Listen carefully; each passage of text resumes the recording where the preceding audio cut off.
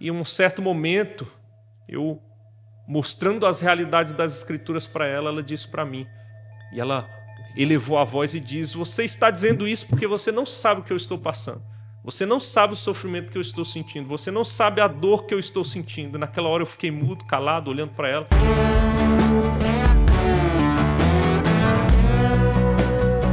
Ora, que bom tê-lo de volta. Como sempre digo, aqui os entrevistados são ótimos, mas a rima é pobre, eu sei disso. O entrevistado de hoje é uma pessoa muito especial. Tem muito a nos dizer nessa área.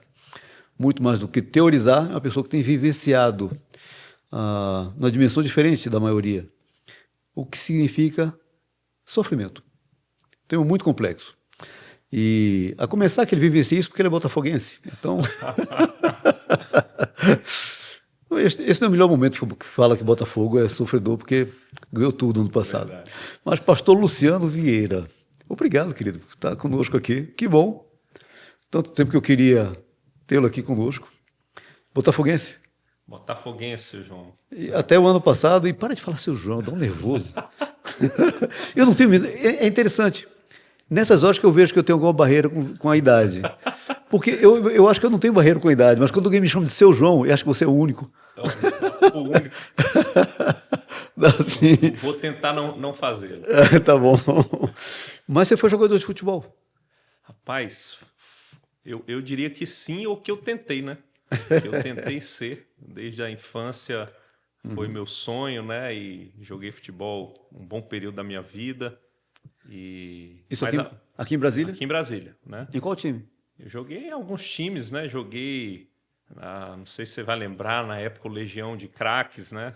Juntou com um time que eu fazia escolinha, que era o Yacht Clube de Brasília. Sim, né? Eu comecei no Guaraense, né? Minha cidade é o Guará. Uhum. E no Guaraense joguei por um bom tempo também. Depois ganhei essa bolsa no Yacht Clube de Brasília. Uhum. E lá a gente juntou com o Legião um período, né? Treinei ali no CFZ, né? Passei. CFZ era do Zico. CFZ do Zico, né? Teve o time aqui em Brasília também, né? E eu me lembro que eu fui fazer minha faculdade. Minha faculdade eu fiz porque eu ganhei bolsa de estudos para jogar pelo time da Universidade Católica. Né? Da Universidade Católica a gente foi emprestado ali para o O Braslândia. Católica tinha um bom time, né? Tinha um bom time, jogávamos os campeonatos universitários, né? Disputávamos os campeonatos brasiliense, brasileiro, e chegamos até alguns atletas da Católica jogar um Mundial universitário. Olha. Né? Então, joguei ali e uma época eu fui emprestado ali da Católica para o Braslândia. Foi quando, então, eu me profissionalizei, mas não cheguei basicamente a estrear no Campeonato Candango porque estávamos com salários atrasados da pré-temporada. Então, eu saí apenas no jogo da estreia e depois disso não fiquei mais, saí, voltei para a Católica. Alguns atletas insistiram, mas essa coisa de futebol é complicada. E sofreu quando parou? Era sonho de criança? Porque todo brasileiro quer ser jogador de futebol um dia, né? Não sofri porque, o João, assim Agora, que eu... agora ficou estranho. Agora eu chamo de João. Né? É verdade. Como quiser, vai. Eu vou me acostumando aqui durante o nosso papo. Mas eu não sofri por quê? Porque assim que eu entrei na universidade, foi quando Deus me alcançou também. Então, o nosso coração vai sendo transformado, nossos valores vão mudando. Né? E eu me lembro que com 24 anos, quando então eu fui estudar no IBEL, terminei a faculdade, fui para o IBEL, Instituto Bíblico Eduardo Lene, fica em patrocínio, instituto que forma evangelistas da IPB. Lá eu recebi um convite. O pai de um cara aqui de Brasília, ele tentou me empresariar um período, me levar para fora. Acabou não dando certo e esse rapaz ele começou a trabalhar com isso também. Então, eu lá no IBEL, ele me liga falando, me manda seus documentos. Eu estava com 24 anos. Me mande seus documentos que eu estou acertando com um clube lá nos Estados Unidos. Caramba. Né, para eu ir jogar por lá. Só que eu falei para ele, rapaz, vou ter que te decepcionar. Eu quero ser missionário, estou estudando no Instituto Bíblico Eduardo Lene. Ele falou, o que é isso, rapaz? Ficou bravo comigo, porque eu neguei, ele já tinha corrido atrás de algumas coisas para mim, mas o coração já estava bem certo do que eu queria. Nessa época eu já queria ser missionário. Né? Olha só. Então não sofri. Ele ainda insistiu, ligou outras vezes, falando, rapaz, vamos, já estou acertando lá, mas já não era mais o meu sonho. Meu sonho era servir o Senhor de tempo integral. Que bom para nós. Pois é. Que bom para nós. Mas, pastor, por que nós sofremos? Eu acho que eu sou a primeira pessoa a perguntar isso no mundo. Por que nós sofremos? As pessoas se perguntam, né? São perguntas que, desde que o homem é homem, o homem se faz, né? O senhor já começa com uma pergunta bem difícil. Por que nós sofremos? Teríamos aí várias coisas para dizer sobre o sofrimento, né? E por que nós sofremos. Mas eu diria que a principal é que todas as coisas, inclusive o sofrimento humano, redunda em glórias a Deus. Mas isso é o resultado. O resultado. Por que nós sofremos? O porquê, eu diria que é por conta da queda, né? A queda trouxe sofrimento, né? O pecado original, a queda do ser humano foi o que fez com que o pecado, então, entrasse no mundo. Sem queda, não teríamos o sofrimento da maneira que temos, certamente. Eu acho que talvez quem primeiro tenha sofrido tenha sido o próprio Deus, quando viu os diabos e seus anjos se rebelando, né? Por mais que a Bíblia não fale exatamente sobre, né? Mas nós sabemos que os nossos pecados entristecem a Deus, né? Quando desviamos o objetivo da nossa vida daquilo para o qual Deus criou, certamente isso entristece o Criador. E não é diferente com suas criaturas angelicais, né? Uma vez que eles fugiram do propósito que Deus o criou, certamente isso não trouxe alegria ao Senhor, né? Claro, a gente está conjecturando sem qualquer base, puro sentimento, e atribuindo a Deus sentimentos que são nossos. Ele tem todos os nossos sentimentos, porque viemos dele, mas é muito mais. Tudo que a gente passa é muito mais. Mas quando a gente fala do sofrimento, obviamente a primeira personagem bíblica que vem à nossa mente é Jó. E a gente fica olhando assim a história de Jó, tudo que ele sofreu, tudo começou com um papo do diabo com Deus. Desafiando Deus, o diabo desafiando a Deus, porque dizendo, olha, você não me julgou honestamente. Olha, Jó tem tudo. Sobrou para Jó, né? É aí, cara. Se eu sou Jó, eu falo assim, olha para mim não, bicho. Me mete nessa conversa não. Mas qual o propósito de Deus em permitir que uma pessoa que, assim, não fez nada, era uma disputa, vou chamar de disputa, não entre Deus e o diabo, mas entre o diabo e Deus, ele que se colocou na disputa tola, né, porque não ia vencer mesmo, mas o resultado dessa disputa foi uma terceira pessoa. E muitas das vezes as pessoas se pegam em situação e falam assim, cara, cai de paraquedas no meio disso aqui. Desculpa, estou falando muito, mas uma vez uma pessoa eu estava dirigindo, aí ela me ligou, eu atendo no celular, e ela começa a falar da vida dela de forma nervosa, que está acontecendo isso e aquilo, eu calma, para. Parei o carro num acostamento assim, parei o carro, de repente eu escuto o barulho, e meu carro rodando. O que está acontecendo, gente? Um cara vinha no celular atrás, não percebeu que eu estava num acostamento, num lugar legal. O cara me pegou em cheio por trás. E eu falei, o que eu estou fazendo aqui? O que faz numa situação como essa? Rapaz, o senhor falou de Jó, né? Começou citando Jó. E Jó foi um livro, inclusive, apesar de já ter lido algumas vezes, eu resolvi estudá-lo quando eu estava passando por aquele momento que eu entendo que foi o de maior sofrimento da minha vida até hoje, né? Que foi justamente a internação, o tempo de UTI do meu filho Elias, né? E estudando Jó, eu tentei me aproximar mais a partir dos sentimentos também, além do entendimento do que o texto nos mostra, né? E uma coisa é fato, João, que Deus, ele é soberano sobre o sofrimento. E mesmo quando o sofrimento ele é causado por um outro ou por uma terceira pessoa, ou por alguém que inclui uma terceira pessoa, nada disso fugiu do controle de Deus. E Deus é soberano e trabalha de uma maneira tal e perfeita que tudo isso converge para a glória dele. Tudo isso converge para que os seus propósitos eternos sejam cumpridos. Então, eu creio que, olhando para Jó, o próprio Jó, que foi incluído nesse diálogo, né, de Satanás com o próprio Deus, nesse desejo de Satanás de testar Jó ou de querer mostrar que Jó falharia, no fim das contas, Jó conheceu o Senhor mais de perto. Né? Aquele que antes o conhecia só de ouvir falar, ele diz, agora os meus olhos te veem. Então, houve grande propósito, ele conheceu mais de Deus. Né? Então, quando nós entendemos essa realidade da soberania divina, inclusive sobre o sofrimento, eu creio que isso ajuda a gente a descansar em meio ao sofrimento. Isso não quer dizer que a gente não vá sentir dor, isso não quer dizer que lágrimas não vão rolar ou vão deixar de rolar, não é isso. Mas nós temos mais sobriedade, nós temos melhores condições de passar pelos sofrimentos quando entendemos que tudo está debaixo das mãos do nosso Deus.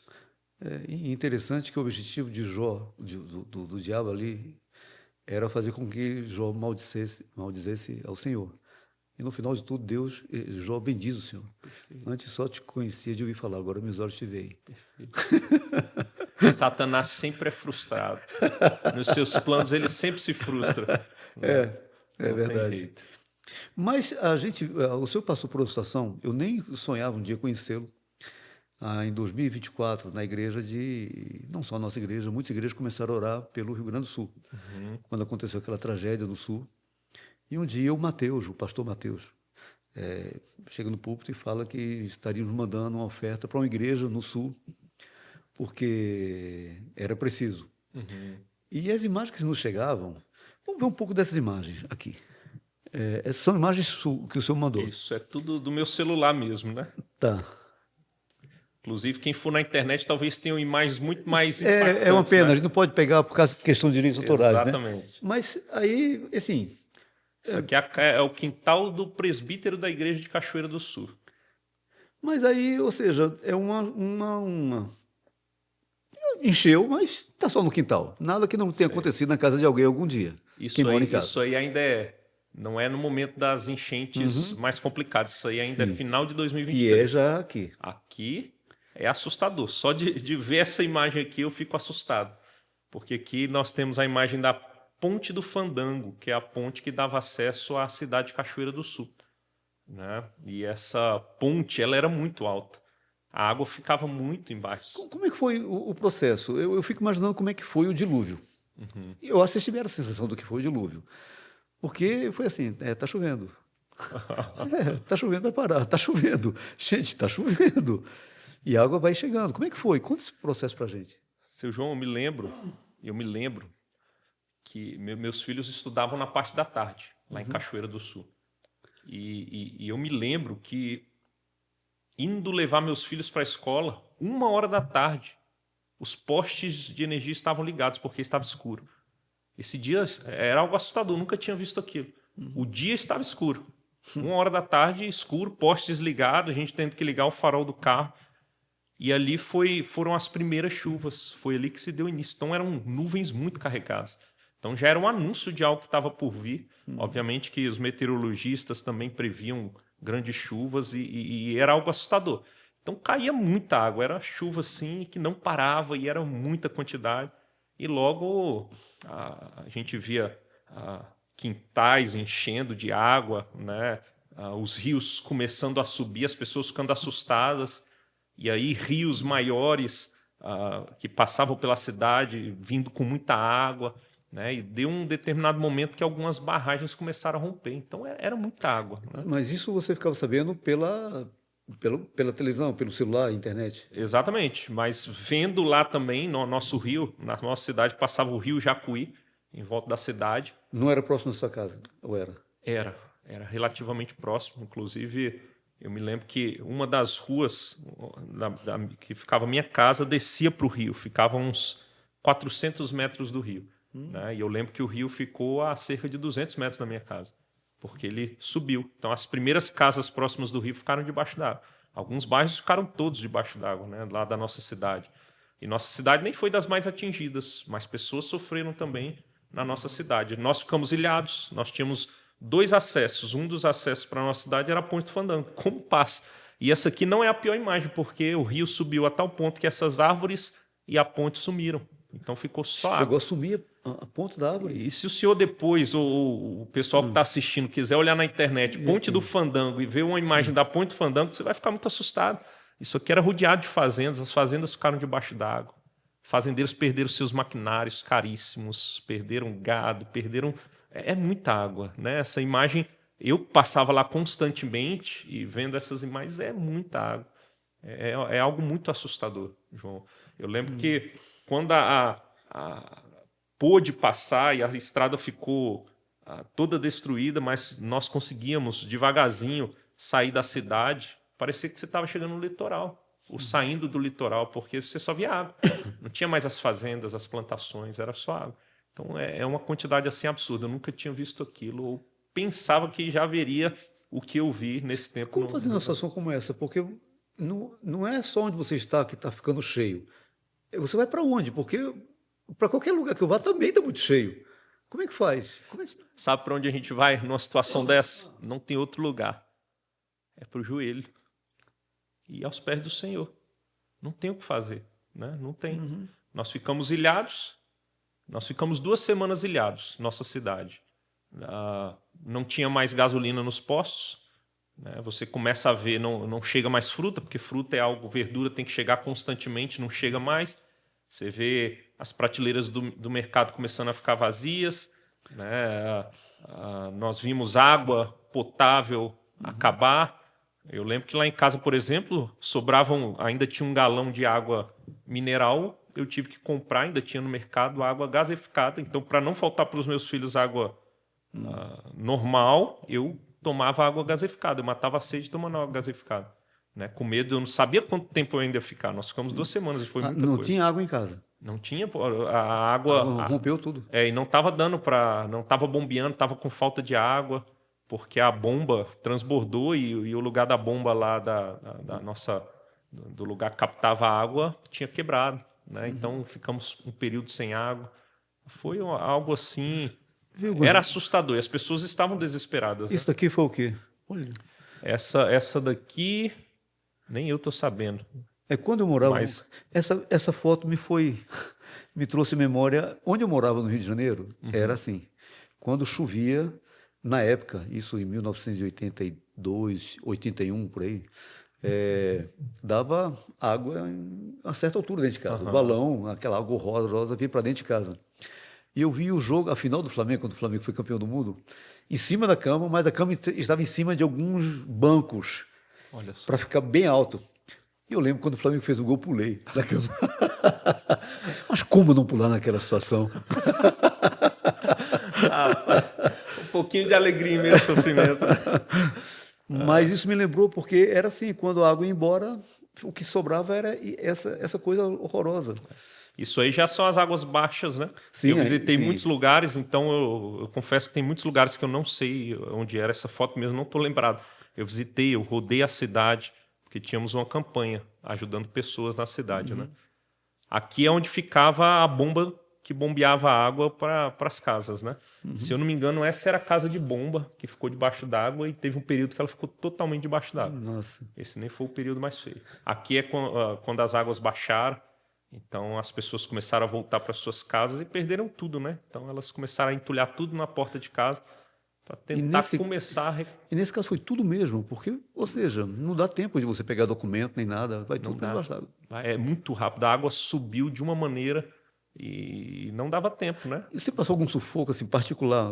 Acho que você comentou comigo que você fez uma viagem para algum lugar. Primeiro, como é que surgiu a ideia da igreja de fazer alguma coisa? Porque vocês eram necessitados, estavam ilhados. Mas como é que nós vamos ajudar também precisando de ajuda? Quando eu comecei a ver a dimensão que estava tomando, vendo as notícias, que a coisa era muito feia, eu estava em oração, e isso já era próximo à meia-noite, eu não vou lembrar a data exatamente, e eu em oração e senti um desejo de pensar em como ajudar. E pensando nisso e orando ao Senhor, me veio a ideia, vou lançar uma campanha. Despretensiosamente, acionei uma amiga, irmã da Igreja do Guará 2 aqui de Brasília, ela mexe com imagens, falei, você precisa fazer uma imagem para mim. Aí peguei a foto da ponte do Fandango, da maneira que estava, mandei para ela, ela fez uma foto. E aí eu bolei na hora o nome SOS Cachoeira do Sul. Vamos fazer uma campanha, porque eu já tenho recebido muita notícia de pessoas sofrendo e a gente quer ajudar. Se o Senhor nos colocou aqui, eu entendi que eu devia ver não só a catástrofe como catástrofe, mas como uma oportunidade de ajudar. Se Deus tem nos dado saúde, condições, estamos aqui e Deus nos colocou aqui, Ele é soberano, vamos ajudar as pessoas. Então fizemos essa campanha, né, ali, pedi autorização para o conselho, conversamos rapidamente, todos estavam acordados, porque ninguém conseguia dormir nessa situação. Lá para 1h da manhã fechamos e começamos a campanha. Eu achava, seu João, que íamos arrecadar ali uns 10 mil reais, né? Já seria muito, porque nossa igreja era muito pobrezinha lá no Rio Grande do Sul. Então pensei, já vai dar para ajudar pessoas próximas, quem sabe, ajudar com alimento, alguma coisa desse tipo. E para nossa surpresa, pessoas nos ligando de todos os locais do Brasil e de fora do Brasil. Né? No fim das contas, nós arrecadamos quase 400 mil reais, né? Mais de 300 mil reais. E nós pudemos ajudar muita gente. E começamos a trabalhar e servir as pessoas. Né? Entrando nas casas, as pessoas que antes eram fechadas para cristãos abriam suas portas e recebiam nossa ajuda. Pessoas de tudo quanto é tipo de religião, nós pudemos ajudar. Né? E obviamente que pregávamos o evangelho também, né? Falando do amor de Deus e como Ele amou enviando o seu Filho. Né? E qual é a reação das pessoas num momento como esse? Porque eu imagino que as pessoas falam assim, tá, Deus me ama, mas como é que explica isso, Deus? Se você me ama, perdi tudo, e agora? Que amor é esse? Sei. Algumas pessoas me fizeram esse tipo de pergunta. Né? E obviamente que... E é uma pergunta honesta. É honesta. A pessoa ainda mais sem conhecer as Escrituras. Né? Estávamos apresentando as Escrituras. Mas eu tentava mostrar, João, a partir da Escritura, que existe algo que é mais valioso do que tudo. Que não importa se ganharmos o mundo inteiro e perdermos a nossa alma. E eu tentava mostrar para as pessoas que, na verdade, o perder tudo podia ser um grande sinal do amor de Deus para sensibilizar corações. Porque a maior necessidade do homem, eu mostrava isso para as pessoas, é ser reconciliado com o Criador, ser reconciliado com o próprio Deus. E a única maneira disso acontecer é por meio de Jesus Cristo, do seu sacrifício. Né? Aquele que crer e for batizado será salvo. A fé é o meio, né? A salvação é pela graça mediante a fé em Jesus Cristo, na obra de Jesus Cristo. Então, quando as pessoas entendem quem Jesus é e o que Ele fez e se arrependem de viver distantes desse Deus e de uma maneira rebelde a esse Deus, então eles são reconciliados com Deus. E eu tentava mostrar a partir das Escrituras que essa é a maior necessidade. E que louvado seja Deus, e poderia ser uma grande prova do amor de Deus se aquela pessoa tivesse seus olhos abertos por meio da tragédia, para ela ver que ela estava numa tragédia bem maior. Então essa é a realidade que nós apresentávamos, que é a maior de todas as realidades, para as pessoas, mostrando que nessa catástrofe, o amor de Deus pode ser visto sim, né? De maneira gloriosa. Interessante isso que o senhor falou, é que, de fato, a gente está numa tragédia bem maior e não percebe. Exatamente. E talvez esse tipo de catástrofe seja instrumento de Deus para sensibilizar o coração duro. O coração que está pegado às coisas aqui na terra. Né? Você vê pessoas aqui, estávamos num bairro humilde, por exemplo, pessoas perderam todos os seus bens, são os bens dela, mas nós vimos fazendeiros quebrarem completamente. Nós ouvimos notícias de pessoas que se suicidaram porque perderam tudo, pessoas com muito dinheiro, né? Construíram durante a vida e se viram sem nada por causa das enchentes. Então, você vê que as pessoas são apegadas às coisas aqui na Terra. Né? Me saltou aos olhos, acho não só para mim. Teve uma chamada de irmã que foi para a internet e disse que tudo isso aconteceu no Sul porque, dado o alto índice de religiões afrodescendentes no Sul, então por isso Deus estava pesando a mão. Quem sou eu para dizer o que Deus pode fazer ou não? Deus é Deus. Mas eu fiquei pensando assim, tá, o que soma em você chegar a essa conclusão? Vamos imaginar que você ouviu de Deus e você falar, foi isso. Mas tem coisas que são mais certas. Essa é uma dedução sua. Mas tem coisas que não é dedução sua. Você está olhando, as pessoas estão sofrendo. E você lê a Bíblia diz, ajude. Não é questão de dedução, conjecturar sim ou não. É questão de você estar olhando o que é óbvio e ajudar. E as pessoas, naquele caos do Rio Grande do Sul, as pessoas, políticos e artistas e gente tentando ganhar fama em cima daquela tragédia. Aí faz todo sentido o senhor está dizendo. A gente vive uma tragédia muito maior, só que nossos olhos não permitem ver. Mas quando você falava dessa realidade para as pessoas, qual era a reação? Havia aqueles que reagiam e falavam, não quero crer nisso, ou muitos falavam assim, agora faz sentido. Como é que foi? Eu diria que é aquela reação natural e que sempre vai acontecer quando nós pregamos o evangelho. São as muitas possibilidades. Alguns não querem saber, outros falam interessante, depois eu penso sobre isso, e outros se rendem, né? Outros se interessam, outros têm seus olhos abertos, né? E obviamente, João, e eu creio que o senhor saiba muito bem disso, não somos nós quem convencemos, né? Nós somos anunciadores. Nós somos aqueles que proclamam as boas novas, proclamam essa notícia, essa boa nova de salvação. Então eu sabia muito bem que essa era a minha tarefa, que eu seria recusado e rejeitado, ou muitos rejeitariam a mensagem, né? Não cabe a mim. Então, obviamente, tinham aqueles que não queriam saber, que só queriam ajuda material mesmo, e tudo bem, a gente queria ajudar materialmente também, então pudemos ajudar desde alimentos, famílias com crianças, nós ajudamos com fralda, pomada, pintamos paredes, compramos massa de tinta, botamos portas novas nas casas. Teve uma família que até tirar do local onde eles estavam de risco, conseguimos comprar um terreno e foi construída uma casa para aquela família. Então isso é importante e vale. E louvado seja Deus a oportunidade que temos de ajudar, sabendo que o principal, né, e a maior necessidade de fato é a redenção, é a salvação em Cristo. Então nós anunciávamos e alguns criam. Alguns se rendiam, alguns passaram a pensar seriamente sobre isso, tiveram uma mudança, né, de vida e mudando os seus valores. Então, cabe a Deus, nós somos proclamadores. E outros que nós nem sabemos o que aconteceu, simplesmente falamos. Isso aqui era uma ponte. Era uma ponte. Essa também era. Acho que alguém improvisou. Isso, essa era também um bairro bem carente lá. Esses bairros aqui passavam o que eles chamavam de sanga, né? Que são uma espécie de córregos, então esses córregos transbordaram.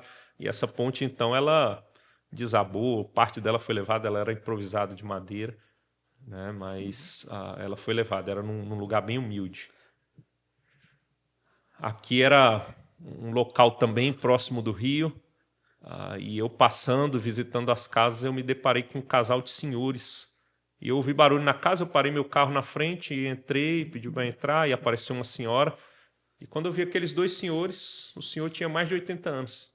E a senhora estava com 70 e poucos. E eu olhei, mas me deu um desespero por eles, porque eles tirando pecinha, tinha tanto entulho dentro da casa, eles tirando pecinha por pecinha. Falei, eu acho que eles terminam 2024 e não acabam né, de limpar essa casa. E eu falei, não parem agora. Eu me comprometo a ajudá-los. Então, a gente fez um mutirão com os irmãos da igreja. E esse dia aqui é o dia que nos reunimos para limpar a casa deles, né? Mas na sua igreja, muitos foram afetados diretamente? Diretamente, nós tivemos um irmão que o teto da casa dele cedeu e as paredes começaram a rachar com o volume de água, né? A minha casa teve um tufão que levou telhas da minha casa. Como assim? Mas foi um dia que estava prometendo muita chuva. Né? E estávamos em casa e já começando a chuviscar e uma chuva de vento muito forte, coisas que eu não via aqui em Brasília também, né? Vento, aquelas rajadas muito fortes. E eu via árvores inclinadas e eu peguei meu celular para filmar. Na minha casa, a parte do segundo andar tinha uma janelona de vidro para a rua e eu vendo aquelas árvores inclinadas, tirei o celular. E na hora que eu fui começar a gravar, eu ouvi um barulho, como se fosse um raio caindo. Aquela rajada, só que não era um raio, um tufão levou as telhas da minha casa. E as telhas elas eram fincadas na madeira. E a madeira ela rasgou a madeira. Foi um vento tão forte. Então eu ouvi aquele barulho, parei não consegui nem começar a filmar. Quando eu olhei para o alto, eu vi minhas telhas lá no alto. E elas caíram rapidamente, do lado do meu carro, algumas na rua e na casa do vizinho. Né? E foi um tufão que pegou o telhado da minha casa. Então levou, imediatamente eu desci com as crianças e falei para a Bela, fica na parte de baixo da casa, eu vou olhar como é que tá. E aí ela estava conversando com uma amiga, que hoje, inclusive, ela era candidata e se tornou vereadora lá da cidade, mas era uma amiga que a Bela estava fazendo amizade, a minha esposa, e na hora ela falou, vou mandar meu marido ir buscar vocês aí, você e as crianças. e minha esposa naquele dia passou o dia na casa dessas pessoas. Sabe o que é interessante? Permita-me, já que o senhor perguntou, entramos nesse assunto. O tufão levou o teto só da minha casa. Eu lembro que eu olhei, seu João, e eu olhei o teto da casa tinha uma churrascaria na frente, o vento era muito forte, mas eu olhei para a casa do vizinho e vi algumas telhas sustentadas apenas por tijolos. Os tijolos em cima. Eu falei, mas como é que pode? Levou o meu que estava preso aqui e o do vizinho. Mas depois eu entendi que era propósito de Deus. Deus tem propósito em todas as coisas. Uhum. E levou só da minha casa. A minha esposa foi ficar na casa junto com meus filhos daquela moça. E naquele dia, aquela moça perguntou sobre a fé da minha esposa. Entende? E minha esposa pôde falar. Ela estava sofrendo de ansiedade, com medo por causa da situação. Uhum. Não estava dormindo, com síndrome do pânico. E minha esposa pôde pregar detalhadamente o evangelho para ela. Então, louvei a Deus por minhas telhas que foram arrancadas, porque foi oportunidade que não teria outra maneira de minha esposa ficar na casa dela um dia inteiro naquela situação se não fosse isso. Então, são os meios que Deus usa. Eu entendi que foi Deus e fiquei grato a Deus, até pela telha que foi arrancada. Quando o Mateus morava estava estudando nos Estados Unidos, nós fomos visitá-lo, e teve aviso de tornado. E é tenso, porque você fica olhando no celular e na televisão, está se aproximando, está se aproximando, está se aproximando. E eu olhava para fora, eu nunca tinha visto aquilo, porque não era uma nuvem que se mexia, era um bloco de nuvens gigantesco, todas as nuvens do céu se mexendo na mesma intensidade. E era um tornado pequeno. Então, aí no dia seguinte nós fomos ver os estragos em volta, porque não chegou, graças a Deus não chegou onde nós estávamos. E eu me lembro como se fosse hoje, uma sequoia, uma árvore gigantesca, assim, cortada ao meio como se fosse um graveto. Impressionante. Impressionante. Eu presenciei cenas que deixam a gente assustado. Eu fiquei assustado com algumas cenas que eu vi do desastre. Quando eu consegui levar minha família para Porto Alegre, mais especificamente para a base aérea de Canoas, porque conseguimos, por meio do reverendo Daniel Alves, que é pastor da Igreja Presbiteriana de Canoas, e ele é major da FAB. Então, ele conseguiu um voo da FAB para minha família, para eu mandar a minha esposa e as crianças. E eu tive que pegar a estrada, e eu vi cenas, João, que eram assustadoras. Ao mesmo tempo, me dava um temor, obviamente, que é a criação de Deus, e Deus é muito mais poderoso do que tudo isso. Me dava esse temor, e ao mesmo tempo eu ficava maravilhado com a grandeza do nosso Deus, né? Eram coisas assim, um misto de sentimentos, você não sabe nem o que pensar direito, né? Não, é aquela pergunta, né? Quem é esse que até o vento e o mar o obedecem? É verdade, é verdade. Como é que pode? Porque é algo incontrolável, não é algo que eu consiga domar, um tufão. Cabe a nós, nesses momentos, a única instrução é se abriguem. Não tem o que fazer. Como eu disse, nós que somos cristãos, nós oramos pedindo misericórdia de Deus para as famílias necessitadas, pessoas que estão sofrendo por conta disso tudo. A gente pede, a gente ora ao nosso Deus, que a gente sabe que Ele é poderoso. E Ele pode fazer assim, né? E o mar, o vento se acalmam, como Ele já fez e ficou registrado nos evangelhos, não é verdade? Bom, seguindo aqui, isso daí foi o quê? O ginásio caiu? Isso aqui foi uma escola, rapaz. Essa parte da quadra da escola. Essas cenas foram muito fortes. Eu fui visitar uma escola numa cidade chamada Cerro Branco, que ficava próximo da nossa cidade. Fiz contato com algumas pessoas de lá, né, porque pessoas estavam me procurando de todas as partes. E aí fui visitar essa cidade. O rio, seu João, passava lá perto daquelas árvores, lá atrás. Quando você vê água aqui, isso aqui não era rio, mas o rio se alargou, isso aqui tudo virou rio. Né? Então, a metade da escola foi levada pela força da água. Né? E aqui é a metade que foi levada, a metade que sobrou está para cá. Então, parte de concreto, cadeiras, muitas cenas feias, ferro retorcido. Que são casas que nós visitamos também, né? De pessoas que... Casas de 2 andares ficaram totalmente debaixo d'água. Essa última foto, aqui em cima é a altura onde a água chegou? Passou, né? Passou. Então, ali você vê marca de barro no teto, mas, na verdade, toda a casa ficou debaixo d'água. Né? Toda a casa. É lama nas paredes. E as pessoas não podiam aproveitar nada, porque água contaminada, né? Sim. A água se misturava, água barrenta, então tinha que jogar tudo fora. As pessoas, com suas coisinhas, gente simples, chorando por suas roupas perdidas, seus móveis. Era de cortar o coração. Eu vi uma imagem na época que eu falei, a gente não consegue imaginar o que seja isso. Assim, não é uma casa que sumiu, foi o bairro todo. Tudo foi embora. Tiveram cidades que foram varridas. Cidades que foram varridas. Uma cidade mesmo lá chamada Estrela, disseram que como a água da barragem desceu com muita força, varreu a cidade. Levou casa, levou tudo. Né? Pessoas morreram.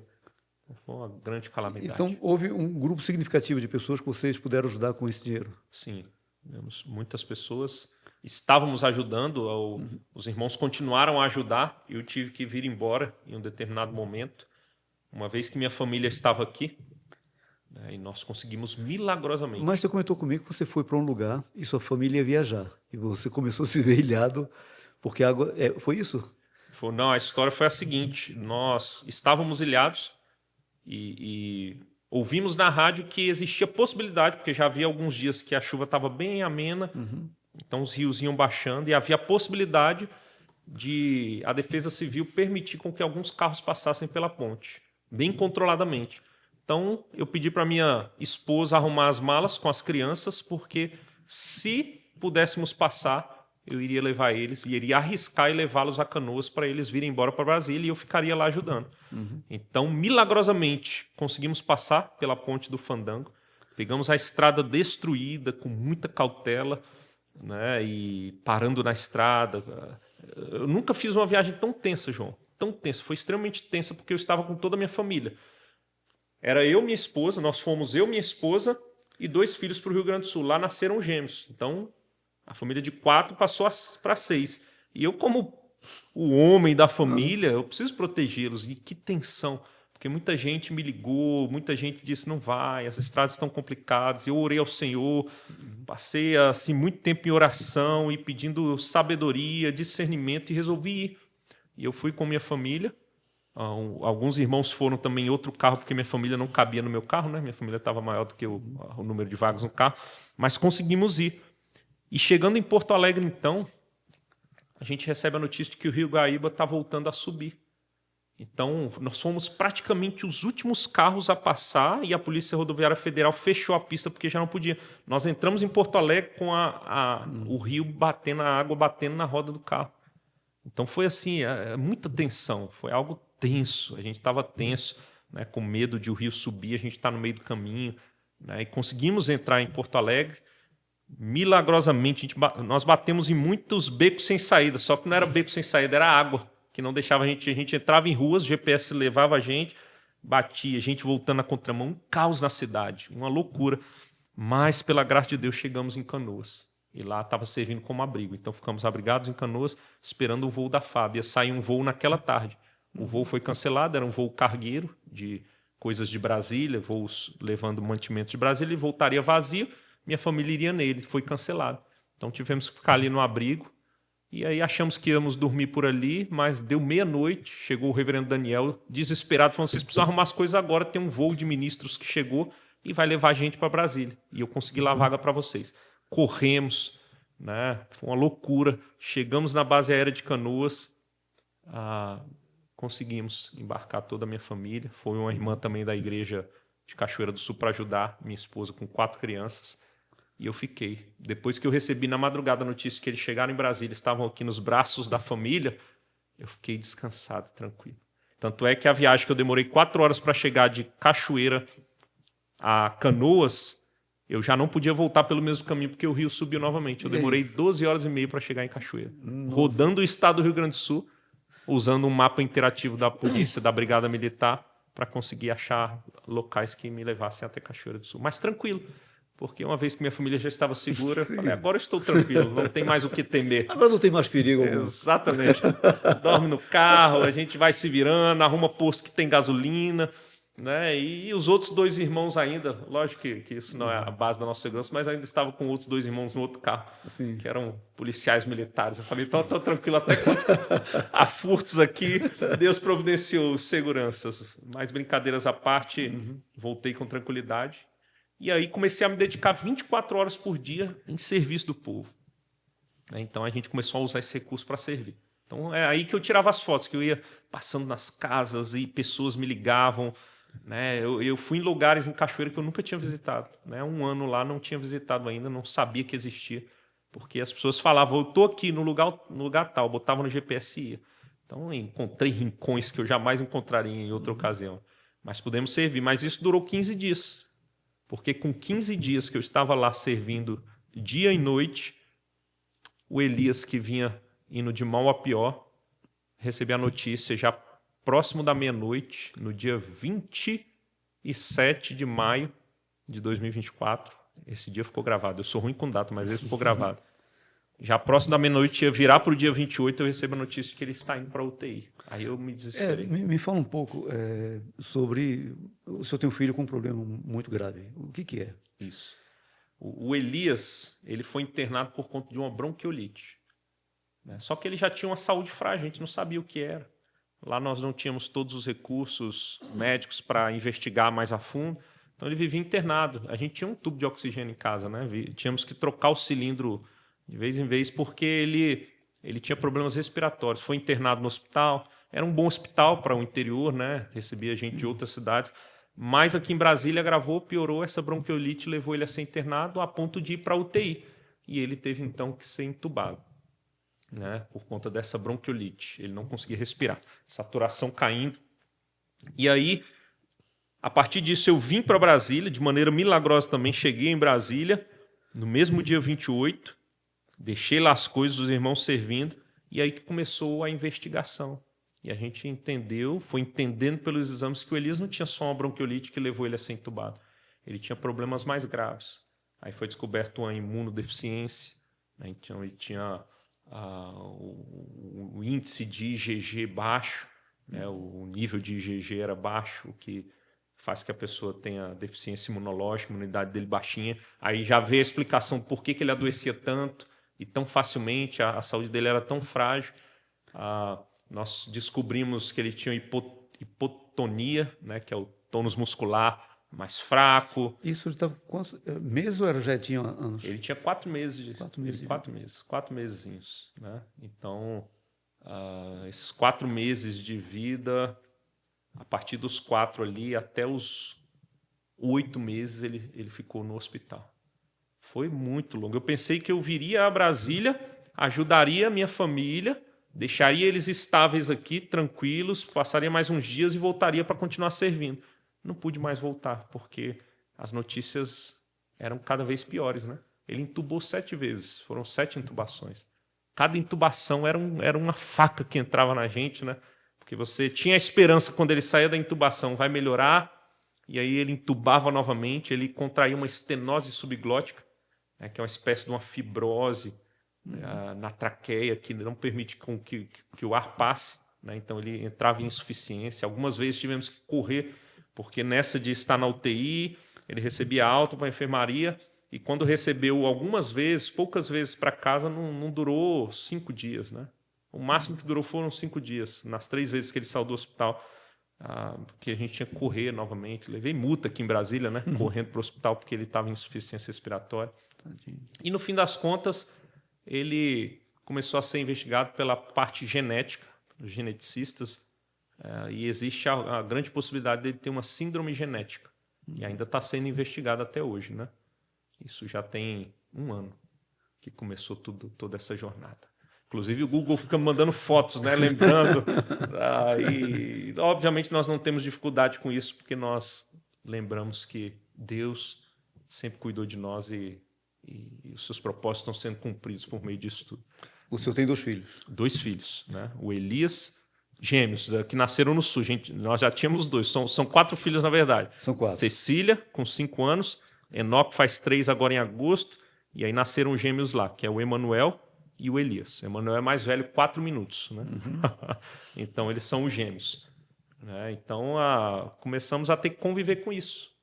Todos os planos que tínhamos foram sendo mudados na nossa cabeça, agora entendendo que não daria para voltar, tendo que entender tudo isso, porque Deus nos deu a graça de participar de uma grande obra lá no Rio Grande do Sul, de revitalização de igreja, né, de plantação de uma nova congregação numa cidade vizinha, E nós estávamos muito felizes servindo lá, né? Minha esposa tiveram alguns momentos de crise, e é natural, né? Porque um campo, eu costumo dizer que o Rio Grande do Sul é um campo transcultural, né?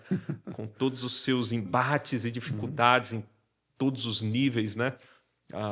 Culturais, espirituais, distância da família. Minha esposa nunca tinha morado longe dos seus familiares, mãe, irmã, que sempre são bem presentes com ela. Então ela sofreu mais, mas estávamos felizes em servir o Senhor ali. E a gente vê tudo isso, né? Em algum momento eu cheguei a perguntar, mas Deus, é isso mesmo, né? A gente está servindo aqui, nos colocamos à disposição, né? A obra do Senhor tem avançado, mas Deus não precisa da gente. Às vezes a gente esquece, né? Que na verdade já foi um grande privilégio participar o tempo que ficamos lá. Eu pensei que eu ia viver o resto da minha vida lá, seu João, no interior do Rio Grande do Sul, plantando igrejas, servindo ali. Tinha muitos planos e projetos, né? Amava e amo aqueles irmãos, aquela nossa pequena igreja que estava aumentando, pela graça de Deus, né? A nossa congregação na cidade de Caçapava ficava a 120 quilômetros, e eu visitava outras cidades, tinha planos, sonhos, orava a Deus, novas parcerias acontecendo, porque a gente chegou lá, não tinha recurso nenhum, mas Deus foi mandando parcerias. Então, muitos planos e sonhos, mas aprove a Deus, né? Não era o plano de Deus. O plano de Deus foi que chegássemos lá, e uma igreja que estava fechando as portas, pela graça de Deus, não fechou, né? E começou a avançar e crescer, pessoas sendo alcançadas pelo Evangelho. Então, esse era o plano, revitalizar, e usou nossa vida para isso, começar o trabalho de Caçapava, e aprove a Deus que voltássemos, né? Ele quis nos trazer de volta, e foi o meio. E eu creio, João, que de outra maneira, talvez, tão facilmente eu não viria. Mas essa situação não tinha o que fazer, né? Não tinha o que fazer. Então, vim parar novamente em Brasília, né? Sem ter condições de voltar para o Rio Grande do Sul. Por enquanto. Por enquanto. Deus o sabe, né? Deus o sabe.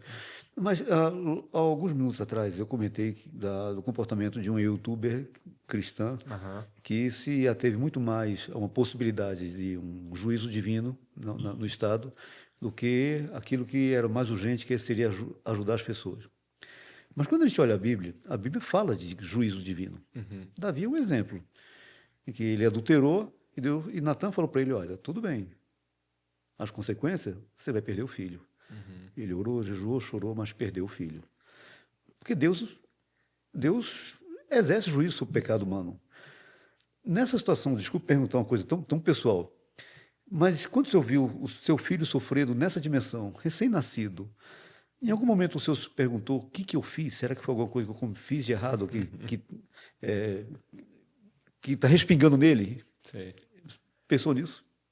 Eu cheguei a pensar, porque eu creio que para entender melhor as situações da vida, nós precisamos olhar para as Escrituras. E quando nós olhamos para o sofrimento, e aí, por isso que no início eu falei que quando tratamos desse assunto, há diversos espectros e possibilidades de entendermos o sofrimento, porque a própria Escritura nos dá diferentes perspectivas acerca do sofrimento, né? Nós sabemos que ela é resultado da queda, isso é fato. Nós sabemos que tudo vai redundar em glórias a Deus e que Ele é soberano e que seus propósitos estão sendo cumpridos. Mas, em relação à nossa vida particular, o que Deus está fazendo? Em relação ao Rio Grande do Sul, o que Deus está fazendo? Cai dentro das muitas possibilidades. Nós vemos textos que mostram Deus punindo o injusto, punindo o ímpio, né? Deus faz isso e Ele pesa a sua mão, até para refrear o mal, né? Ele faz isso. Deus, Ele pune os seus também. Nós vemos, por exemplo, o povo de Israel sendo punido por Deus diversas vezes nas Escrituras, né? Deus pesando a sua mão, mandando a calamidade, né? Inclusive, o livro do profeta Isaías, capítulo 45, verso 7, vai dizer que Deus cria o mal, e é nesse sentido que ele vai falar que Deus cria o mal. Criar a calamidade, é Deus que usa povos, inclusive, para punir, ou usa catástrofes naturais para punir o seu povo, como secas ou chuvas demasiadas, em demasiada quantidade. Deus faz essas coisas. Então, será que Deus está punindo? Eu não tenho a resposta. A Bíblia mostra essa possibilidade para mim. Em relação à minha vida, o que Deus está fazendo? Será que é um pecado que eu cometi? Nós vemos, o senhor citou o exemplo de Davi, o exemplo clássico. Davi foi punido por causa do seu pecado. Deus pesou a mão sobre ele para que ele se voltasse para o Senhor. A disciplina, inclusive, na vida dos crentes, É sinal de amor de Deus para que eles voltem para o caminho. Então, será que algo aconteceu e que eu fiz de errado e meus filhos estão sofrendo? Existe essa possibilidade através das Escrituras, né? Existe a possibilidade, não. Olha o caso de Jó, não era um pecado específico, mas Deus queria se dar a conhecer e no sofrimento ele sempre se dá a conhecer mais aos seus, não é verdade? A gente falou de chuvas e tempestades, eu me lembro do exemplo dos discípulos naquela tempestade no Mar da Galileia, e eles sofrem grandemente, eles pensam que vão morrer, eles sentem medo, pavor, e eram pescadores, porque era uma grande tempestade, eles sentem medo. E o Senhor Jesus, então, acalma a tempestade e questiona a fé deles. E no final da tempestade, eles olham um para o outro, e que o Senhor acalma tudo aquilo, e eles se perguntam, quem é este? Que até o vento e o mar lhe obedecem. Que pergunta maravilhosa, porque eu entendo que é uma pergunta retórica. Eles sabiam quem estava no barco. E por ver o que o Senhor Jesus faz, eles entendem, o homem Deus está conosco. É Deus que está no nosso barco. Então Deus, por meio do sofrimento, se deu a conhecer esses homens, se deu a conhecer a Jó, se deu a conhecer ao povo de Israel, se deu a conhecer ao apóstolo Paulo. Então o sofrimento ele é pedagógico. Então, entendendo isso e meditando nas Escrituras, eu descansei. Né? E falei, Deus, me perdoe até pelos pecados que me são ocultos, talvez que eu não saiba, mas uma coisa é certa. Eu vejo o Senhor mais de perto por meio do sofrimento. Eu vejo a sua boa mão. Eu creio nas promessas do Senhor, que, inspirando o apóstolo Paulo, por exemplo, diz que todas as coisas cooperam para o bem daqueles que amam a Deus, e todas as coisas envolvem os nossos sofrimentos. Envolve a catástrofe natural que aconteceu no Rio Grande do Sul. Envolve a doença dos meus filhos. Todas as coisas estão cooperando para o meu bem. E o bem, o verso 29 de Romanos 8 vai dizer muito bem que é a conformação à imagem de Cristo. Então vai doer, mas eu sei que tem um propósito de me conformar à imagem do meu Senhor. E se tem uma coisa que eu oro, João, é para que Deus me santifique, para que Deus me torne mais parecido com Cristo. E Ele tem seus métodos. Então, quando a gente vai entendendo todas essas verdades, João, a gente vai descansando na soberania divina. E a gente consegue até mesmo ser grato em meio à catástrofe, em meio à calamidade, em meio à doença, em meio ao sofrimento dos nossos filhos e gente que a gente ama. Quando eu estava pesquisando sobre o tema, lendo, eu me deparei no episódio de Ananias com Ananias? Não. Com Paulo, quando Paulo perdeu a visão, por causa do cavalo, e fala assim, olha, me convém é que por meio dele e pelo sofrimento dele, eu vou me revelar aos gentios. Aí você fala assim, poxa, então Paulo vai ser um cara rebelde. Fala assim, tá bom, você quer alcançar os gentios e para isso eu tenho que sofrer? E Paulo conclui, como o senhor falou, né? Foi-me bem passar por várias aflições. Quando escreve aos Filipenses, né? E ele escreve uma carta e ele fala sobre satisfação e alegria no Senhor, estando preso. Né? E estando preso, ele falando inclusive sobre as suas algemas e tudo que ele sofreu. Foi-me bom passar por várias aflições, porque antes elas contribuíram para o progresso do Evangelho. Quando a gente entende que nossa vida é para a glória de Deus, e uma das maneiras que Ele nos instrui ou nos ordena a nos colocarmos à disposição para ser usado é através da pregação do Evangelho, proclamação do Evangelho, se tivermos que sofrer para que o nome do Senhor seja conhecido, que a glória dele seja manifestada, louvado seja Deus, é um privilégio. Na própria carta de Paulo aos Filipenses, capítulo 1, verso 29, ele diz que Deus nos deu a graça não somente de crer, mas de padecer por Cristo. Então é graça poder padecer por aquele que padeceu por nós. Aí ele vai dizer que o viver é Cristo. Então viver vale a pena se for viver Cristo. Na carta aos Filipenses. Estou falando da carta porque é uma das cartas que eu estudei também quando estava na UTI. Né? E aí ele fala, o viver é Cristo, então vale a pena viver Cristo. Quando morrer, eu estou no lucro. Não é verdade?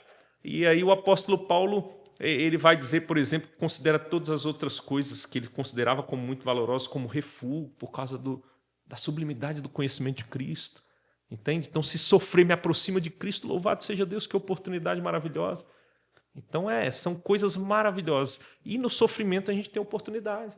O apóstolo Paulo, eu não sei se o senhor já se ateve a esse detalhe, mas no final da sua carta aos Filipenses, ele saúda os irmãos de Filipos e ele diz, e saúda vocês também os irmãos que estão comigo, especialmente os da casa de César. Né? O que isso quer dizer? Ele pregou para soldados romanos que se converteram, se tornaram irmãos que estavam saudando os filipenses. Então, Paulo via a oportunidade. Se a gente olha para o sofrimento apenas como o que está acontecendo, eu não mereço isso. Na verdade, a gente merecia coisas bem piores. A gente merecia o inferno, essa é a realidade. Né? E não vamos passar por isso, nós somos do Senhor. Mas quando você entende que Deus está trabalhando, Ele é soberano, como Paulo ali tinha entendido, Ele até mesmo torna o seu sofrimento como oportunidade para que outros sejam alcançados. Olha que maravilha, João. Isso é ou não é maravilhoso? É maravilhoso. É maravilhoso. Uma pessoa que influenciou muito a minha vida cristã e da minha família como um todo, meus filhos e minha esposa, obviamente, foi a minha sogra. E a minha sogra morreu de câncer. E na fase final da doença dela, vários irmãos, com os amigos de Jó, apareceram para dizer: você tem que lutar contra isso. Você tem que lutar, você não pode admitir isso. E ela falava: gente, está tudo certo, eu vou me encontrar com o Senhor. Você está preocupado com o quê? Mas há muitas igrejas, muitas teologias que dizem: você não pode sofrer. Você não... Eu sei que é cultural, a gente até gostar de sofrer, tem sofrência. Música que o romântico brasileiro é o cara que prefere não ter a esposa, a namorada, para poder fazer uma música de amor para ela. E a gente vê isso até hoje nas músicas sertanejas. É sempre alguém que não tem a mulher e quer tê-la. Gosta de sofrer. Mas tem igrejas que já dizem assim: você não pode sofrer, porque o sofrimento não vem de Deus. O que dizer com relação a isso? Entendo. Eu entendo que é obviamente um grande equívoco, né? Nossa. Sou educado. É um grande equívoco. A gente, obviamente, nós, em muitas ocasiões, nós nos indignamos, né? Porque é um equívoco sobre as verdades da própria Escritura. Né? É um grande equívoco, uma leitura das Escrituras equivocada. Inclusive, muito mais firmada e fiada no Antigo Testamento, né? Uma vez que a revelação ela é progressiva, não sempre, é importante dizer isso, mas em muitas ocasiões Deus tratava com o povo muito mais causa e efeito, né? Porque era pedagógico, uma vez que a revelação estava progressivamente sendo descortinada. Então, nos dias de hoje, muitos olham para o texto do Antigo Testamento, mas desconsideram o fato de que essa revelação que estava sendo dada progressivamente, ela já veio à tona. Né? Então, existe uma dinâmica um tanto quanto diferente nessa transição de alianças que Deus lida com o seu povo hoje. Né? Então, a falta de compreensão dessas verdades faz que as pessoas se equivoquem ao ler as Escrituras. Né? E elas entendem: se eu estou sofrendo, eu não estou sendo fiel, é infidelidade da minha parte, Deus está me punindo de alguma maneira. Pode ser que seja, a Bíblia dá essa possibilidade, mas nem sempre. Né? E como nós dissemos, Deus sendo soberano, Ele está fazendo a sua vontade também através do sofrimento. E muitas vezes é para o bem, mas por não entender isso nas Escrituras, as pessoas se equivocam, questionam Deus. E eu não estou dizendo que é simples e fácil passar pelo sofrimento, mas as pessoas questionam muitas vezes por ter essa visão equivocada da própria Escritura, principalmente ela como um todo. Nós podemos fazer simples perguntas, como, por exemplo, o próprio apóstolo Paulo, uma vez que ele foi convertido ao Senhor e agora serve o Senhor, por que tanto sofrimento? E a vida dele, inclusive, foi pior nesse quesito sofrimento. Ele era um perseguidor, agora ele é perseguido. Tem um texto lá na segunda carta de Paulo aos Coríntios, capítulo 11, que ele vai falar dos sofrimentos. Ele fala sobre naufrágio, ele fala sobre ser picado por cobra, açoites, foi fustigado, foi preso, foi escorraçado, apedrejado. Então, isso foi depois de ser cristão. Entende? Então, a gente vai questionar a fé de Paulo e falar que era falta de fé, desse homem que viveu pela fé de uma maneira tão maravilhosa, um imitador de Cristo que nos convoca a imitá-lo porque ele era imitador de Cristo. Então, a gente vê os equívocos, né, da leitura das Escrituras. Mas eu creio, João, só mais esse detalhe, que existe também uma questão do coração. As pessoas têm uma ganância e as pessoas desejam coisas nessa terra, as pessoas desejam posses, desejam poder, recursos, boa saúde. As pessoas são autocentradas e essa teologia antropocêntrica faz com que elas não consigam enxergar Deus no meio do sofrimento ou questionam Deus no meio do sofrimento, porque elas acham que a vida gira em torno delas e que Deus deve servi-las e que Deus serve dando benesses nessa terra e não que Deus não dê, Ele dá, né? E a gente agradece e louva a Deus por isso, mas Deus também dá sofrimento, porque Ele se importa antes de tudo que nosso coração seja conformado a Cristo. Entende? Mas quando a gente vê Isaías, profeticamente falando do Messias que viria, ele fala de um homem que seria um homem de dores, sabia o que ia padecer. E veio Jesus nessa condição. Eu confesso que eu gostaria de conversar com um desses pastores da teologia da prosperidade, que fala assim, tá bom, eu até posso entender que Paulo, todos os demais que sofreram e passaram pelo que passaram, aprenderam doentiamente a serem masoquistas, gostaram de sofrer, porque há pessoas que gostam doentiamente de sofrer.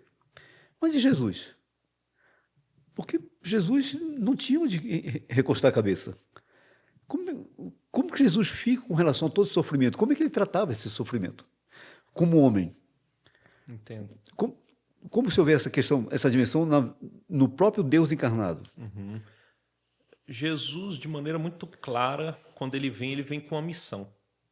E essa missão passa por todo esse sofrimento. Ela não começa neste sofrimento físico da cruz.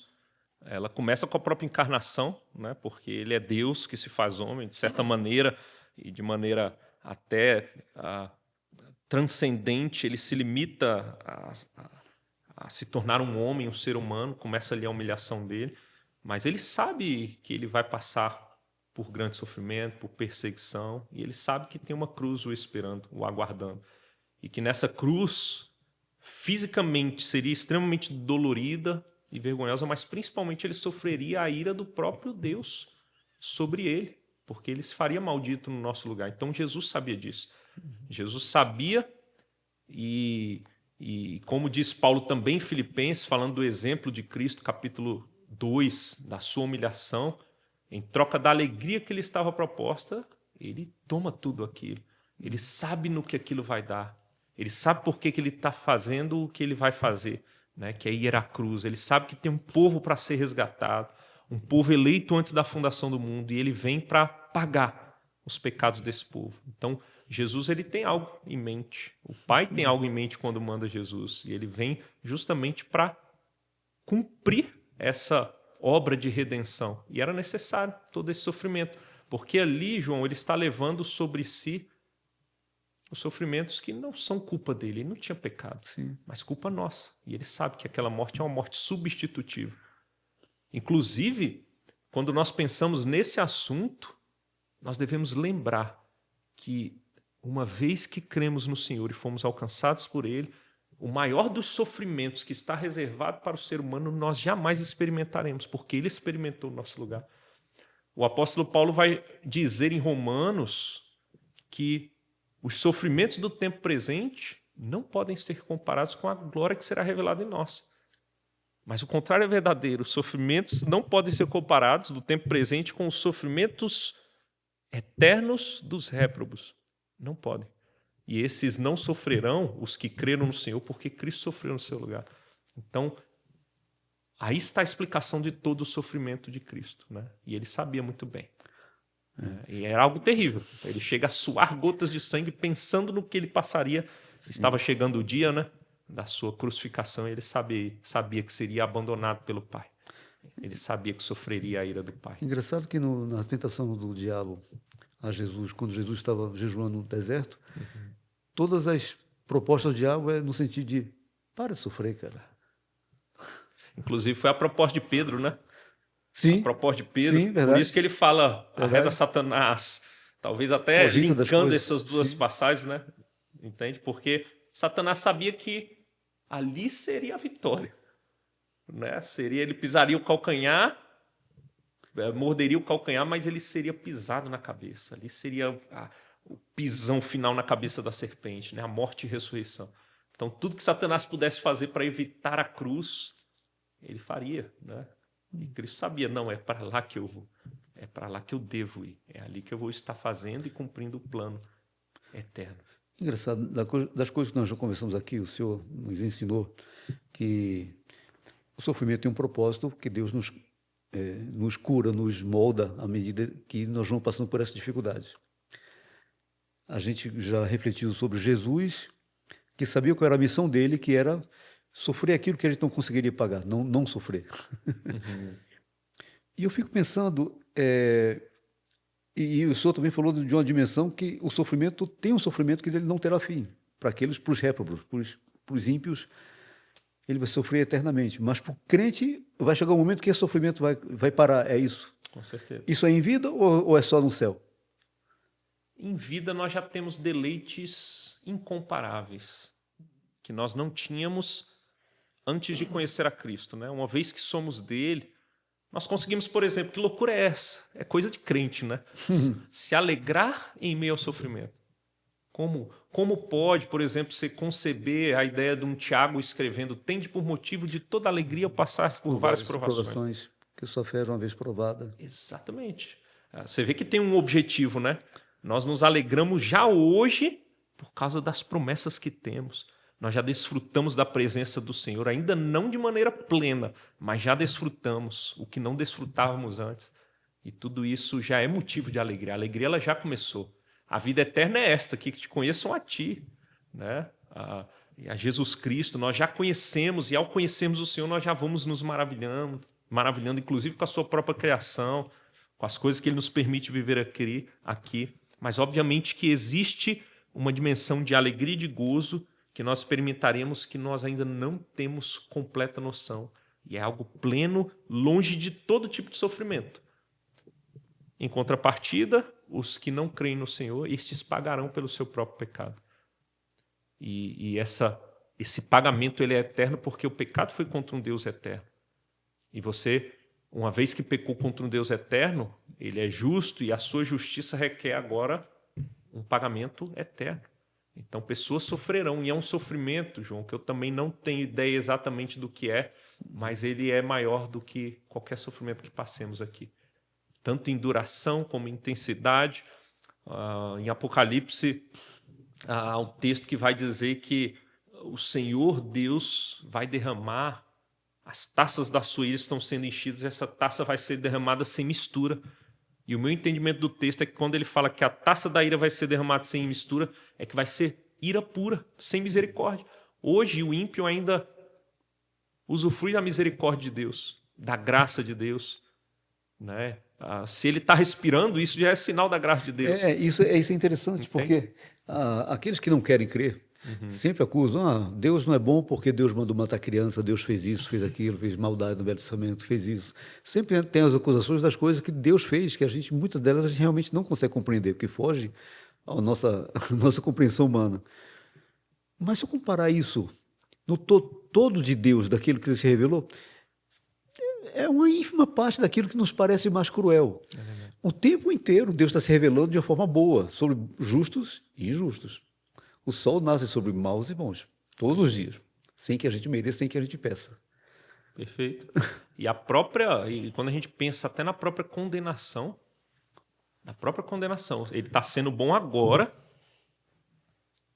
derramando da sua graça também e da sua misericórdia sobre ímpios, sobre gente cruel, inclusive, né?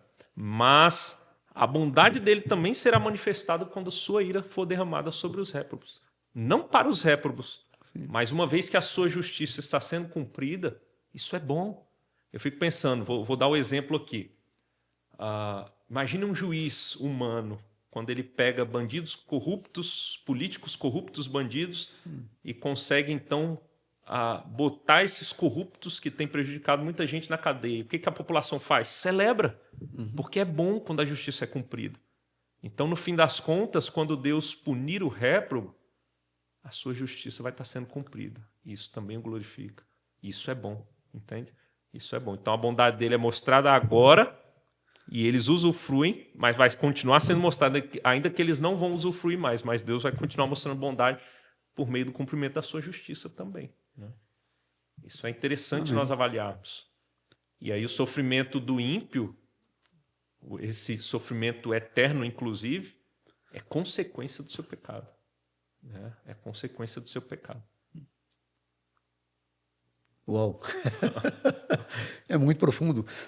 Tem uma das passagens que mais me causa surpresa na Bíblia, e eu até compus uma música por conta dessa passagem, porque eu não consigo compreender a totalidade e tenho muita curiosidade de saber exatamente que música foi aquela que Jesus cantou com os seus discípulos quando ele sabia que ia ser preso, ia ser torturado, ia ser crucificado. Como é que se canta em meio à dor?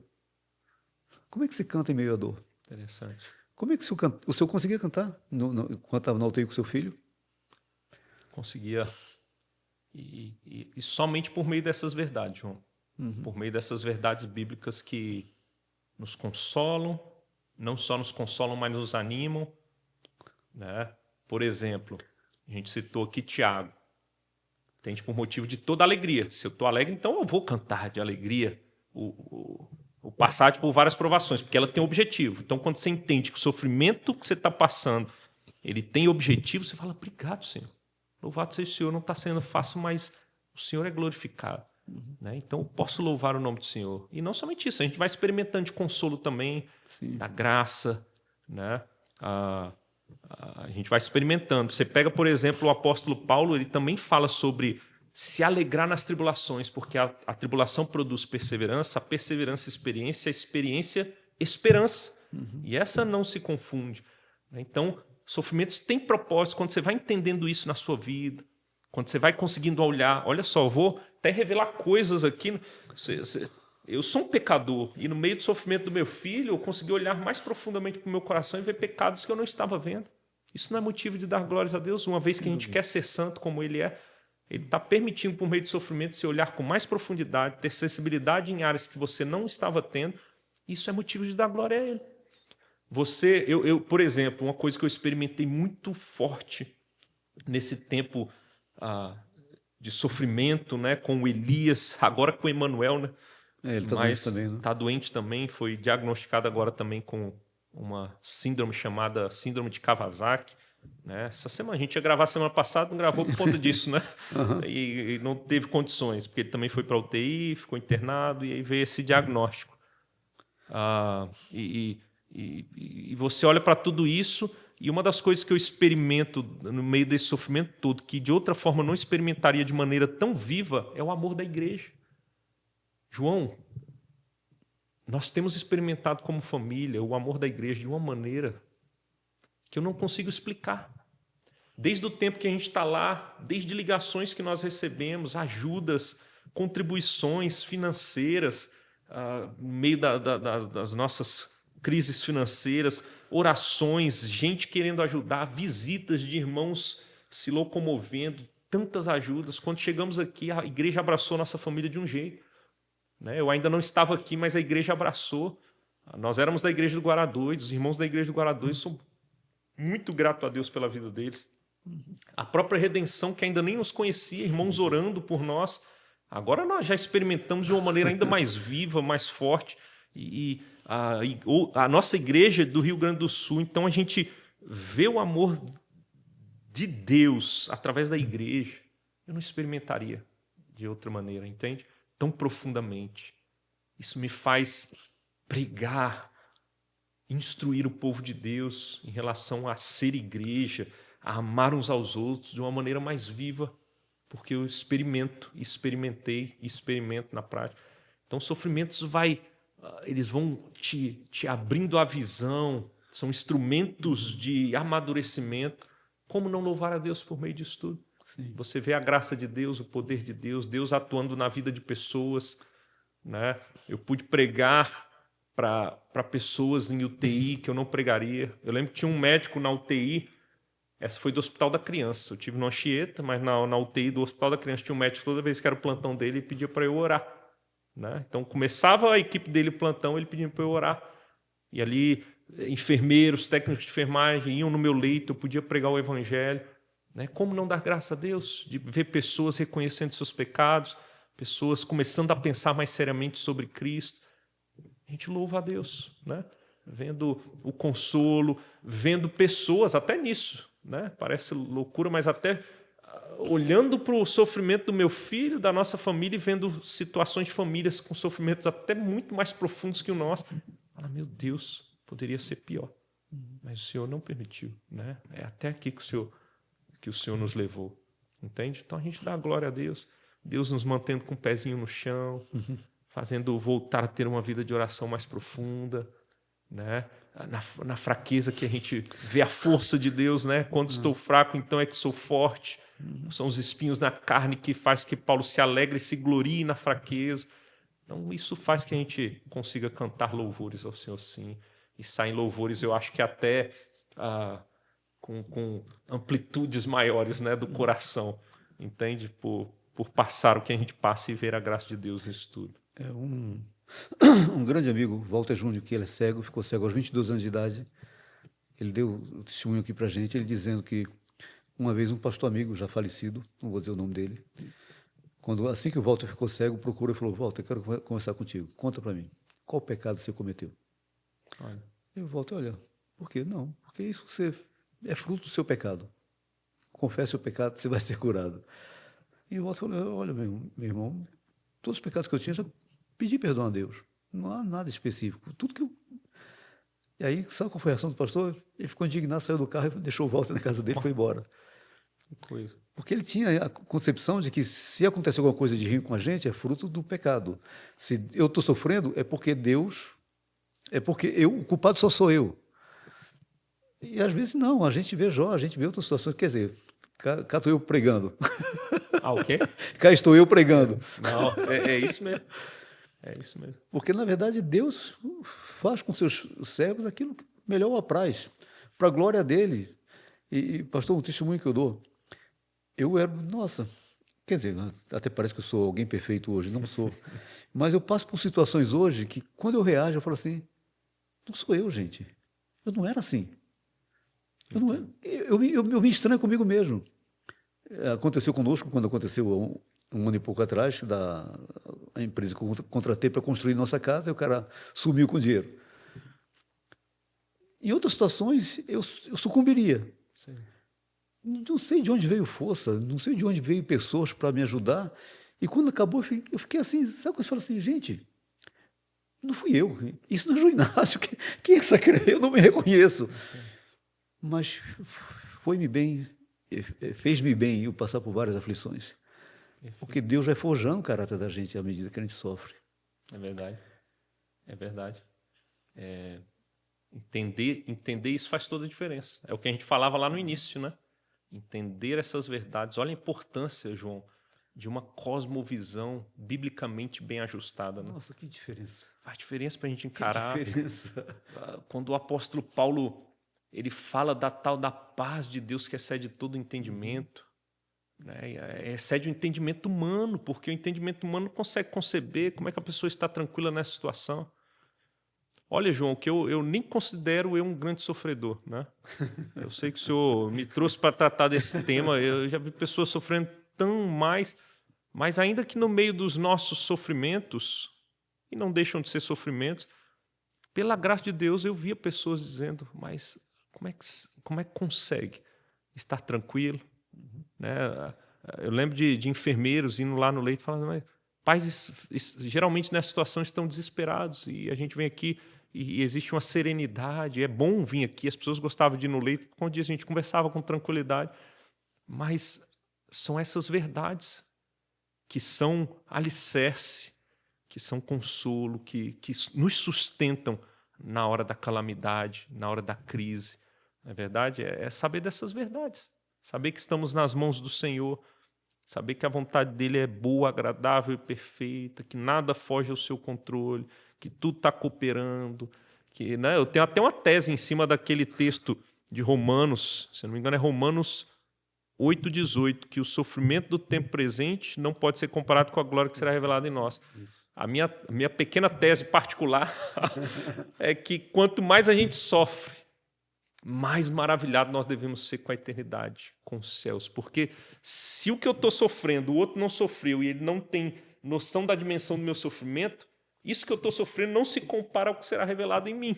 Então, o meu sofrimento me dá uma expectativa ainda maior, me faz entender ainda mais o que será essa glória, porque se não compara com isso aqui que eu estou sofrendo tanto, entende?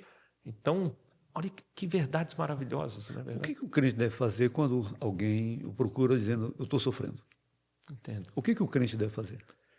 De maneira objetiva e Sim. clara, é conduzi-lo às escrituras sagradas, né? Conduzi-lo. Porque essa escritura é a palavra desse Deus que fala e não está em silêncio, ele fala por meio das escrituras, ela que vai moldando a nossa cosmovisão.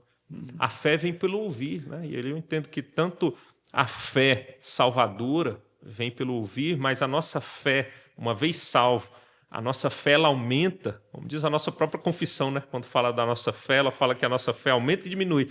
Ela aumenta à medida que a gente está se enchendo da palavra, estamos meditando, estamos sendo alimentados espiritualmente, né? Então, obviamente, é até uma maneira muito genérica, estou sofrendo, né? Como um bom conselheiro, você deve ouvir, né? Você deve fazer boas perguntas que permitam a pessoa abrir mais que tipo de sofrimento ela está passando, por que ela está sofrendo. Você vai entendendo se ela está sofrendo de maneira justo o sofrimento dela, ou se não é justo o sofrimento. Às vezes as pessoas sofrem por coisas que elas não deveriam sofrer. Então você vai entendendo, mas a Bíblia, a própria Escritura, a palavra de Deus, é que é a sabedoria daquele que é perfeito para conduzir pessoas a lidarem com o sofrimento. Seja deixar de sofrer, ou seja, saber passar de maneira bíblica e que glorifica a Deus em meio àquele sofrimento que ela passa. Amém. Puxa, pastor, obrigado. Obrigado. Eu queria, olhando para aquela câmera dali, que o senhor falasse com gente que está nos olhando nesse momento e está sofrendo e não sabe o que fazer. O que o senhor pode falar com essa pessoa? Eu vou dizer para você que está nos assistindo algo que eu disse. Vou aproveitar e contar uma história para dizer o que eu quero dizer. Certa vez eu estava aconselhando uma pessoa que tinha sido seriamente ferida pelo seu cônjuge, que adulterou contra ela. Essa pessoa sofreu tão profundamente que no meio desse sofrimento todo ela adquiriu uma doença grave que definhou, acabou com ela. Acabou com ela. E um certo dia, sentado com ela na mesa, e ela relatando, expondo o sofrimento que ela estava passando e chorando muito. E eu chorando junto, porque era muito sofrimento. Fisicamente ela estava acabada. E em um certo momento, eu mostrando as realidades das Escrituras para ela, ela disse para mim. E ela elevou a voz e diz: você está dizendo isso porque você não sabe o que eu estou passando. Você não sabe o sofrimento que eu estou sentindo. Você não sabe a dor que eu estou sentindo. Naquela hora eu fiquei mudo, calado, olhando para ela e pensei comigo mesmo: realmente eu não sei o que você está passando. Mas eu conheço aquele que sabe.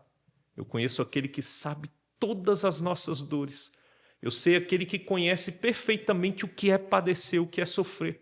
Eu conheço aquele que, inclusive, levou dores e sofrimentos que nós não levaremos, nós que somos dele, porque ele tomou no nosso lugar. E esse alguém nos assiste. Esse alguém é Jesus Cristo, o justo, aquele que morreu por nós, aquele que se entregou por nós, aquele que deu a vida por nós, para que nós tivéssemos vida. Ele se entregou e ele se compadece. Se Deus entregou o seu próprio Filho por nós, não nos dará juntamente com ele todas as outras coisas? O mais difícil ele já fez.